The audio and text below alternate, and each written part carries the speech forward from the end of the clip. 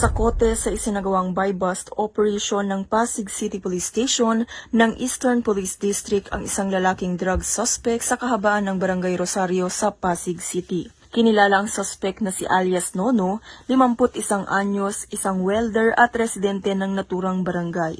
Nasamsam mula sa kanya ang higit 9 na gramo ng shabu na may malaking halaga. Dinala si alias Nono sa tanggapan ng STEU ng Pasig para sa karampatang proseso at kakasuhan siya ng paglabag sa RA 9165 o mas kilala bilang Comprehensive Dangerous Drugs Act of 2002.